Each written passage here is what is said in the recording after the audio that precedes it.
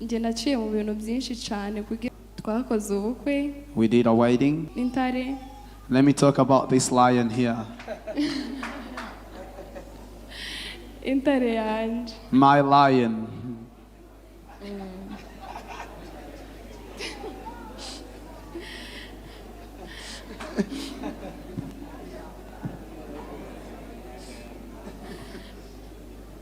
Nukuri ntago mushobora kubyumva ariko ni intare yanjye. You wouldn't understand. He's my lion.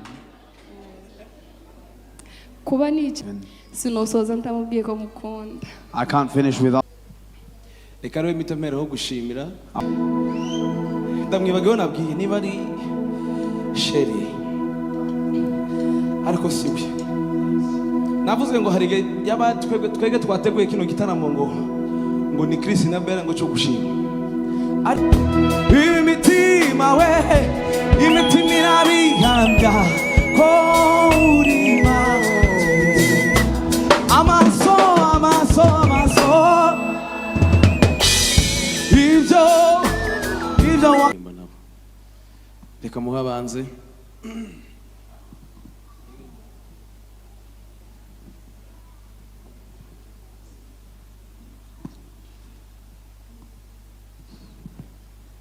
It's a shame. Praise God.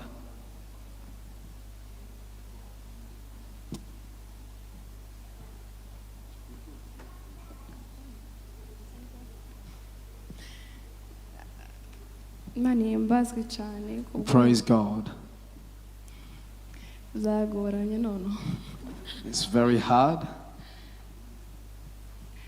I thank God for this day.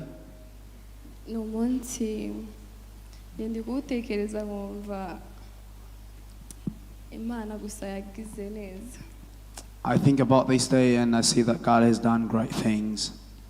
It's a day that I've prayed for and I kept it for God. I'm not going to give the testimony.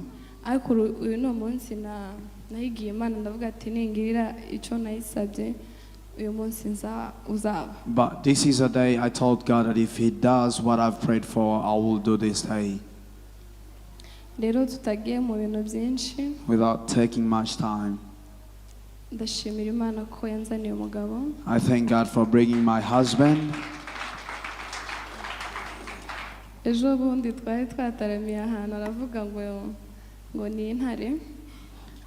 were at some place and he said he's a lion. And he is a lion.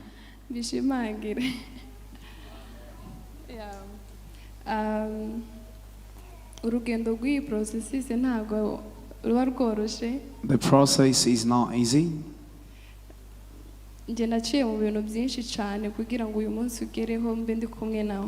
I went through a lot for him to be here.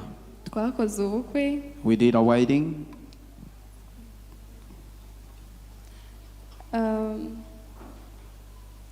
We started the process and we don't know what's next. But God did great and brought him here. With all that, I thank God.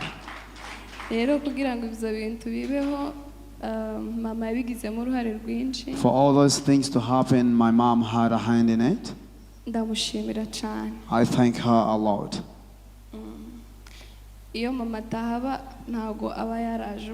mom wasn't here, he wouldn't be here. I have good parents that love me. They support me. And it's very good. I pray that I look after my kids like my parents did. Mama na papa ni icyitegererezo cyanjye. Nzamubwira mama ati ngo yaratomboye mu bagore bo mwisi. I tell my mom that he's hit a jackpot. Yabonye umugabo kabisa nanjye. He has a good husband. Navuga ati Mana uzampa umugabo umeze nka papa. Give me a husband like my father. Papa nta satani agira. My father is very good. ndamushimira nawe aho hari. I thank my dad where he is. Ntiyabashije kuza kubera impamvu z'umubiri. He was weak, he couldn't be here. Ariko ahari ndabizi ari kumbona. But I know that he's saying this. Ndamukunda cyane papa I love wanje. him very much. Warakoze papa. Thank you, Dad. Imana imuheze umugisha. May God bless you. Ndashimira famiye yanjye bano bose. I thank the whole family here. N'abandi batabonetse ndabona hita atarimo. And I don't see others. Ariko n'abantu b'imbaraga. But they're powerful people. Ndashimira mama Abi. I thank Abi's mom. Na Yaya. Yaya mama Gentille. N'abantu bamfashije gusengera bino bintu. There are people that prayed for me in this. Barasenga. They prayed. Bantoje gusenga. They trained me how to pray. N'abayumbi. They're intercessors. Ari umunsi twagiye gutaramira iwabo numva nyine stress zanyije ndavuga ati mudureke dusenge. Let us pray. I told them, let us pray. Dukururu no mugabazi. Let's pray for the husband to come. No turatarama na bof papa Gentille. We prayed together with our in-law as well. Ndamushimira cyane. And I thank him. Turasenga tumaze gusenga. We prayed. After praying, Papa Gentille azanaga aminaga Gentille's dad brought a paper, nk'agakaye, like a book. amikaramu, He gave me a pen. arandika arambwira ngo ninsinye. He wrote down something and he told me to pray. Arambwira ngo umugabo wanjye abonye visa. He said, your husband has gotten a visa. Nukuri mu mezi abiri yahise iboneka. Within 2 months, the visa was there. Ndamushimira cyane. I thank you very much. Ndashimira umukobwa we Gentille. I thank his daughter Gentille. Ni inshuti yanjye He's a very good friend of mine. cyane. Very much. Yaramfashije mu bintu zo kubona inzu. He helped me with looking for a house. Yambaye hafi nukuri Imana yo mu ijuru imuhe. He was next to me in all time. Ndashimira John nawe yarabimfashijemo. I thank John for helping me as well. Imana ibaheze umugisha. May God bless you. Mvuye ku muryango wanjye reka nshimire umuryango nashatswemo. Let me thank the family that are my husband's family. Ndashimira papa. I thank Dad, the father-in-law. Ni umupapa usenga cyane. He's a prayerful person. Ni n'umupasiteri. He's a pastor. Arankunda. He loves me. Nako aradukunda bakazana biwe n'abakwe. He loves us, the in-laws. Imana mu ijuru muheze umugisha. May God bless him. Mu bana be bose ndabashimiye. I thank all his children. Ndashimira mbanda wanje. Ndamushimira cyane. I thank her very much. Ni inshuti yanjye yo ku mutima. She's a very good friend of mine. Mana we nukuri ni inshuti yanjye. She's a friend. Hari igihe tuzaduhamagarana. We talk many times. Tukavuga amakuru ya famiye. And we talk about family. Imana imuheze umugisha. May God bless her. Kandi mugirire neza. And may God bless you. Imana yumve gusenga kw'umwibukira. May God hear your prayers. Uwundi munsi nk'uyu tuzabwira dushimire umugabo yaje. Another day we will testify when her husband is here. Ndashimira Sandra, I thank Sandra. Ni best friend wanje. She's my best friend. Nageze muri uyu muryango. And when I got into this family, aranyakira. he welcomed me. Ambera inshuti. She became a friend. Nukuri Mana yanje ndamushimiye cyane. I thank her very, very much. Noneho yararuhaga akanzanira abantu basenga biriya. She even brought me people that pray ngo bampanurire. so that they can prophesy. Akambwira ngo ahantu agiye gusenga hari umuntu uri gusenga cyane azabona. She told me that there is a person that sees. Ngo arampuza nawe. And I'll show you where they are. Nukuri akansengera Imana yo mu ijuru muheze umugisha. And she prayed for me. May God bless her. Yambaye hafi muri no urugendo rwa long distance ntago ruba rworoshe. It was very hard, the long distance. Uyu wacu ko yaragendaga gutya ngamubwira ati uri heda. He could go somewhere and I asked, where are you going? Turanyereka uri. You have to show me where you are. So nyine ukumva utwo tuntu ntabwo tuzatubura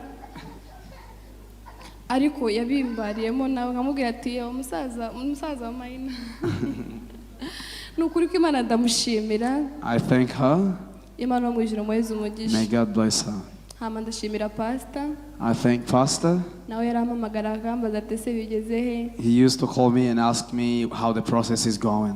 Imana mwijuru mwezi umugisha. May God bless you. Ndashimira John Kajonga. I thank John Kajonga. Yaramfashije nawe. He helped me as well Muri ibintu bya dosiye.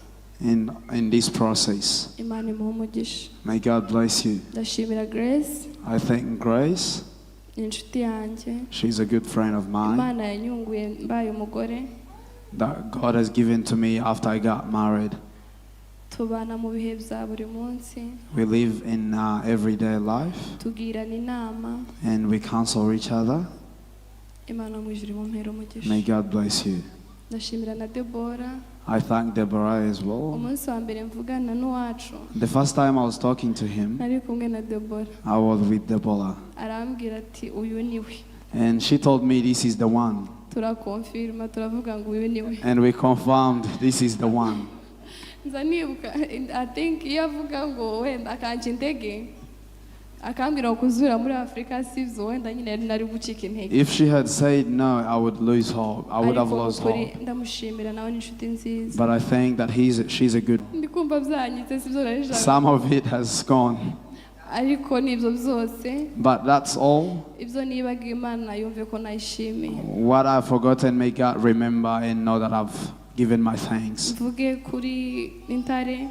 Let me talk about this lion here.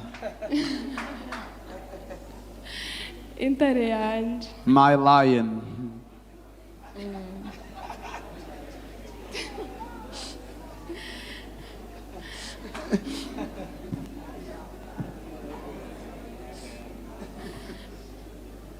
Nukuri ntabwo mushobora kubyumva ariko ni intare yanjye. You wouldn't understand. He's my lion. Kuba nicaye hariya. When I was sitting there, Nukuri ntabwo ari ibintu byoroshye. it's not very easy. Niwe nyine wohanyicaza. He's the one that made me sit on the front seat. Isn't he a lion? Rero papa wanje uri umuntu w'umumaro kuri nje. You are a very useful person to me. Imana mwijuru gweza umugisha. May God bless you Iguhereze amavuta atazo and give you the unceasing anointing kandi ukomeze ukorera Imana and continue to work for God. forever. May Kandi Imana mwijuru izakugirira neza. And he will reward you in heaven. Sinosoza ntamubwiye ko mukunda. I can't finish without telling him that I love him. Murakoze cyane. Thank you. Katumukomera amashi menshi. A round of applause for her. Ntabwo ndi butinde kugira ngo n'abandi bavuge. I won't take much time. Amasaha yagiye. Time is gone. Reka rero imitomero gushimira. I will thank her first. Ndashima umugore wanjye. I thank my wife. No muntu mwiza. She's a good person. Ni umwana mwiza. She's a good person. Ni inshuti yanjye kandi. She's a friend of mine as well. Ndamushimira rwose. I thank her. Imana iguhe umugisha mwinshi. May God bless you. Kandi tuzatandukanywa n'urupfu. And we'll be separated by death. Mbere na mbere ndashima First of all, I thank God. Imana ntabwo twabona uko twayivuga Bishop. Imana ni ngari. God is wide. Ukuri Imana ni nini. God is a very big no ivuga ngo yagize gutya na gutya na gutya kubera ko ariyo yandemye inzi kuruta uko niyizi irebe ibindimo zose iyumve ko nyishimye. There are many things I could. Imitima we imitima irabihambya korima amaso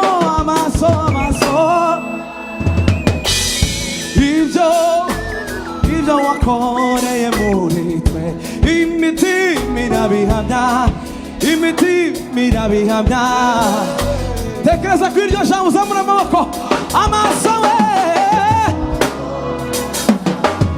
tekereza nawe ibyo wakoreye muri imitima irabihamya we yo. Twakoze.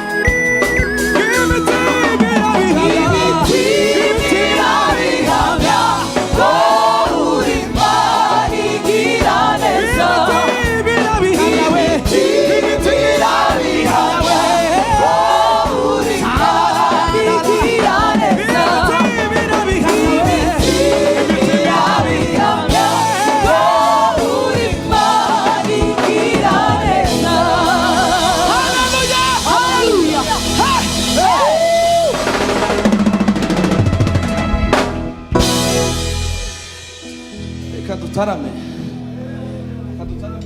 Abantu bagize ngo ni kose. Kandi ni Yesu.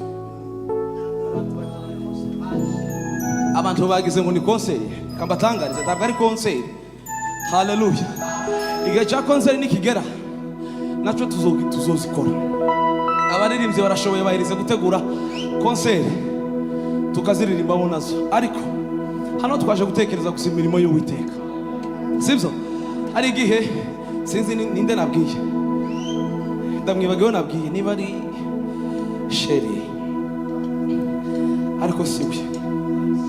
Navuze ngo hari igihe yaba twege twateguye kino gitaramo ngo ni Chris&Bella ngo cyo gushima. Ariko nejo muri practice ndavyibutse. Ariko bikamya nawe ari intandaro yawe y'amashimwe. Tibishoboka ivyo bintu. Tuzamura Uwiteka icyubahiro. Hallelujah! Hallelujah! Hey! Hey! Trezo undere. Untumbire. Bwana Yesu asifiwe. Hari igihe nawe waza ufite amashimwe. Sawa ushime. Ariko hari igihe wavuga ngo mana we. Naje ikingiki. Mva hangaho uno munsi naje. Kigenze gutyo. Uwiteka yagize neza kandi aracyagira neza. Azakomeza agire neza. Abantu mwitiranyije Imana ngo ni Imana insingoma Imana. Ni Imana y'impuhwe, ni Imana y'imbabazi. Idahwema kutugira neza kubwisha nuko bukeye. Ariko iyo yatanze umwana wa Yesu Kristo yaburute.